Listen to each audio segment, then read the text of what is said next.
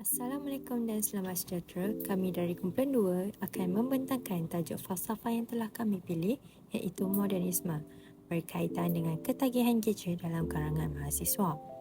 Ahli kumpulan kami terdiri daripada Ibnu, Nazran, Hakim, Surin, Nadia, Ayuni, Aisyah, Balkis, Nazira dan juga Fatin. Pengenalan modernisme.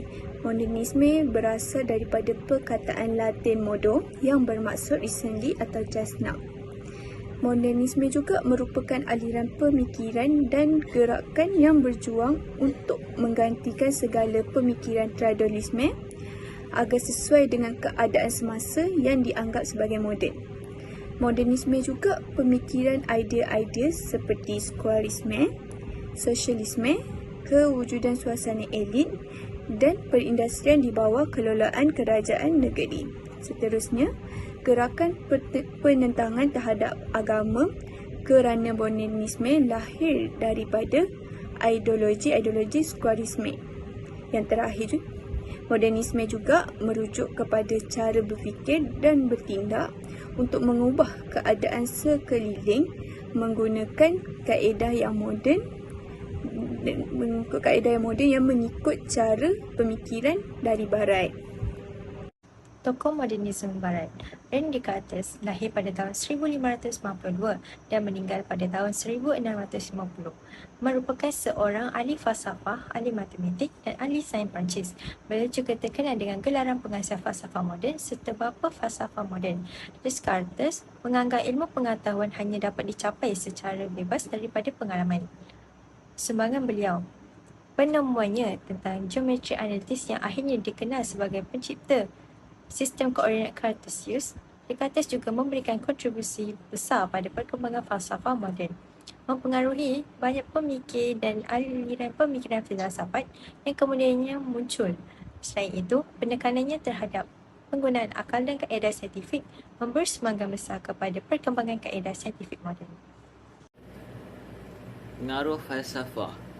Golongan yang terpengaruh dengan falsafah modernisme iaitu golongan intelektual, golongan awam dan gerakan Islam.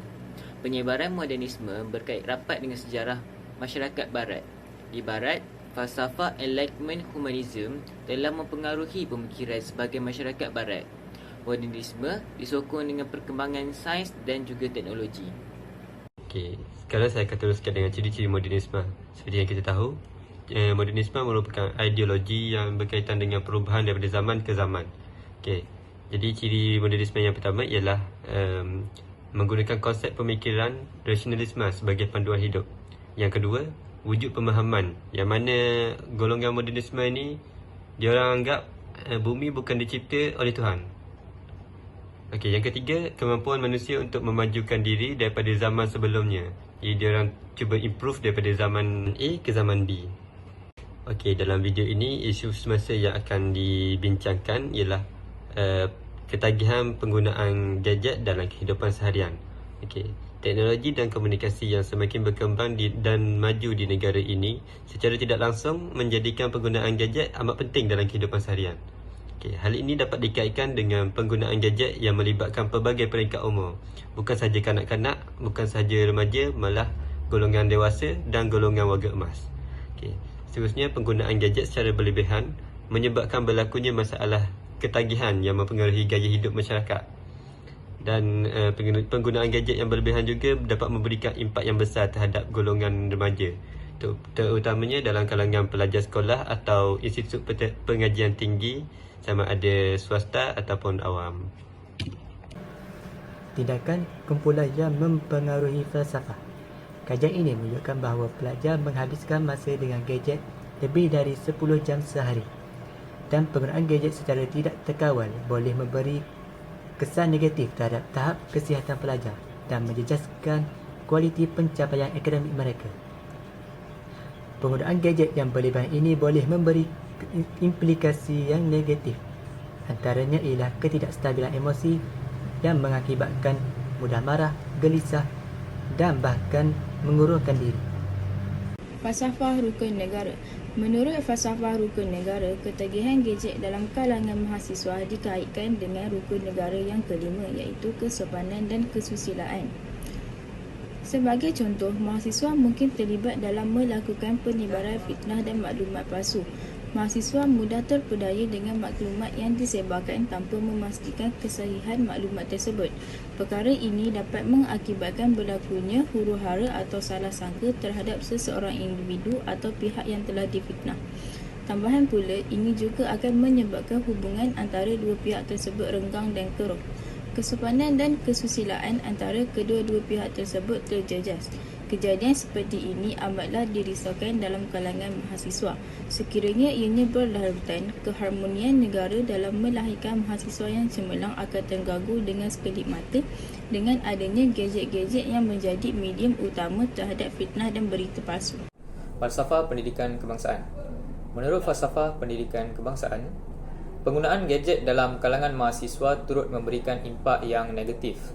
Sebagai contoh, potensi seseorang individu itu tidak dapat berkembang secara menyeluruh seperti yang diimplementasikan dalam falsafah pendidikan kebangsaan akibat daripada penggunaan gadget secara berlebihan. Hal ini akan mengganggu keseimbangan untuk mengasah bakat atau kemahiran yang lain. Secara tidak langsung, mahasiswa akan menjadi individu yang kurang kompetitif kerana mereka tidak berjaya untuk menjadi mahasiswa yang cemerlang. Falsafah sejahtera. Falsafah sejahtera adalah falsafah yang bertujuan untuk melahirkan masyarakat yang hidup dalam aman, damai dan sejahtera di negara Malaysia ini. Penggunaan gadget secara berlebihan dapat menimbulkan ketagihan dan masalah kesihatan mental seperti kecemasan, depresi dan kurang tidur. Oleh kerana itu, penting bagi kita untuk menggunakan gadget dengan bijak dan seimbang agar tidak terjebak dalam ketagihan gadget. Kesan dalam menyelesaikan masalah ialah yang pertama dari segi pelajar, iaitu mengadakan aktiviti luar dengan melibatkan diri seperti aktiviti sukan, berjalan atau aktiviti seni untuk mengurangkan kebergantungan kepada gadget. Seterusnya, dengan latih kemahiran pengurusan stres seperti meditasi, pernafasan mendalam atau senaman untuk membantu mengurangkan tekanan yang mungkin timbul akibat penggunaan gadget. Yang kedua, dari segi ibu bapa, iaitu menetapkan had masa yang munasabah untuk penggunaan gadget di rumah. Ini membantu menguruskan masa dan menggalakkan aktiviti lain. Selain itu, melakukan aktiviti keluarga tanpa gadget dengan menganjurkan aktiviti keluarga yang melibatkan interaksi tanpa gadget seperti bermain permainan papan atau melakukan aktiviti luar bersama-sama. Yang ketiga ialah dari segi pendidikan, iaitu melalui bimbingan kaunseling dengan menyediakan perkhidmatan kaunseling kepada pelajar untuk membantu mereka menguruskan penggunaan gadget dan memahami kesan yang mungkin timbul. Seterusnya, menyediakan sumber digital berkualiti dengan memastikan institusi menyediakan sumber digital berkualiti yang mendukung pengajaran dan pembelajaran. Yang keempat ialah dari segi kerajaan dengan melaksanakan pendidikan kesedaran digital di sekolah supaya dapat memberi tumpuan kepada etika digital, pengurusan masa dan kesan kesihatan penggunaan gadget. Seterusnya, melalui kerjasama dengan institusi pendidikan, iaitu menjalinkan kerjasama dengan institusi pendidikan untuk menyelaraskan usaha dalam menangani masalah penggunaan gadget dan memastikan kesepaduan antara peraturan. Secara kesimpulannya, modernisme adalah gerakan falsafah yang seiring dengan perubahan budaya yang timbul dari transformasi luas di dalam masyarakat barat pada akhir abad ke-19 dan awal abad ke-20. Pengajaran dari keburukan gadget menunjukkan perlunya kesedaran akan potensi negatifnya terhadap kesihatan mental, interaksi sosial dan produktiviti. Hal ini penting untuk menggambarkan kebiasaan penggunaan yang seimbang dan menyedari potensi risiko agar kita dapat mengoptimalkan manfaat teknologi tanpa mengorbankan aspek penting dalam kehidupan seharian.